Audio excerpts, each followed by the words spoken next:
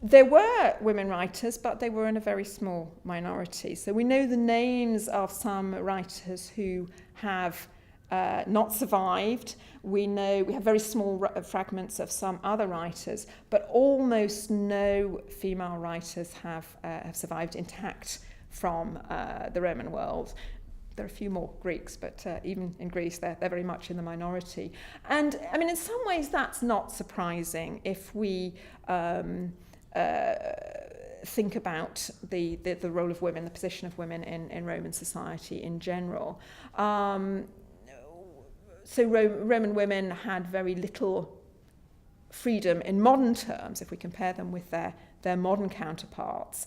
Although in comparison with Greek women, they did have a relatively high degree of freedom. So Roman women could own property, for example, in a way that classical Athenian women couldn't. They could own their own property. They could, to a fairly large extent, dispose of it according to their own desires once they had reached a certain status. So a married woman whose father was no longer living, in effect became her own mistress, a married woman, a widow.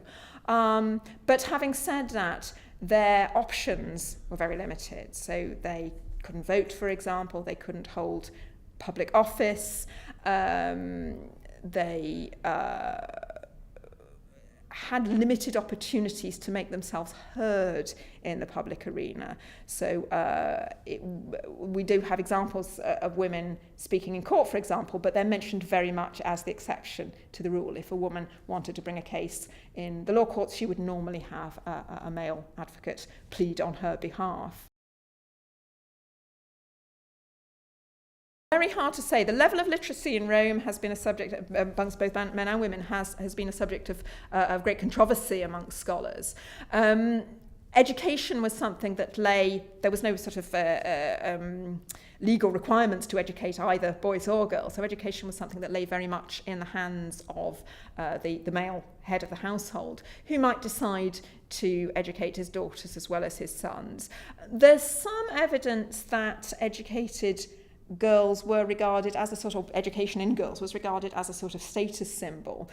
So in this light, Pompeian wall paintings are sometimes cited, which depict women. There's a famous example, for example, of a woman holding, and she's very finely dressed, she's wearing a sort of gold hairnet, she's holding a stylus, so an implement for writing on wax tablets in one hand and wax tablets in the other.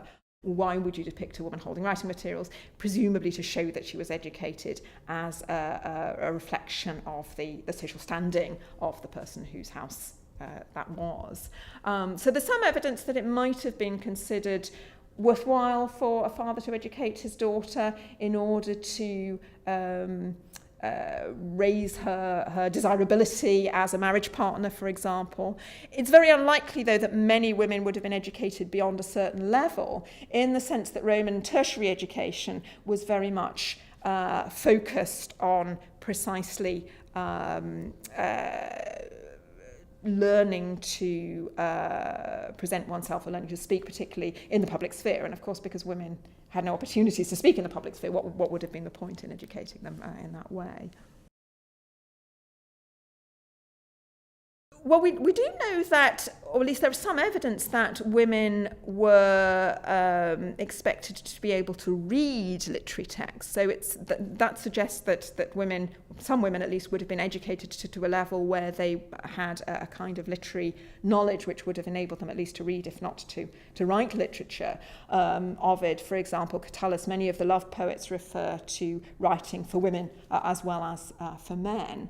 And we do indeed know of some female writers. The one who has survived, we don't know how completely. We have 6 short poems only. Whether there were more, we just don't know, is the poetess Sulpicia. And she is a really interesting case in that her poems in some ways closely resemble those of contemporary male writers, so Propertius, Tabella particularly, but in some ways seem quite distinctive. So she writes in a style which is in some ways very different from that of contemporary male writers. She uses quite a simple vocabulary, for example, which is perhaps not surprising. But her style itself is quite sort of contorted. So she will typically use a lot of subordination. So instead of writing simple sentences with, a main clause and perhaps one or two subordinate clauses, the whole sentence will tend to consist of a lot of clauses subordinated to each other in one way or another. And this is something which sometimes has been seen by scholars as a kind of feminine style, that there's somehow her patterns of thought or her way of writing is distinctively feminine. Now, of course, it's very hard to say because we don't have other texts to compare her with. But she's a very interesting writer to look at from that point of view, but also because she does seem in some ways to present a distinctly feminine perspective. So she has, I was going to say she has a great deal to say, of course she doesn't have a great deal to say about anything since the entire corpus is so small, but she has a lot to say about her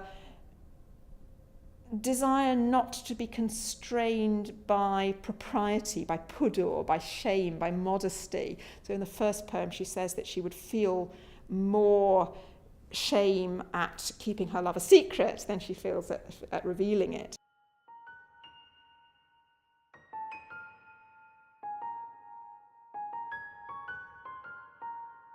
The concern with shame, the concern with modesty might be seen as very typically feminine, but at the same time she seems quite keen to sort of push against the constraints of a woman's life in Rome. In the second and third poems she talks about her uncle Messala as not allowing her to do what she wants, and we can read that, for example, perhaps as a quiet protest.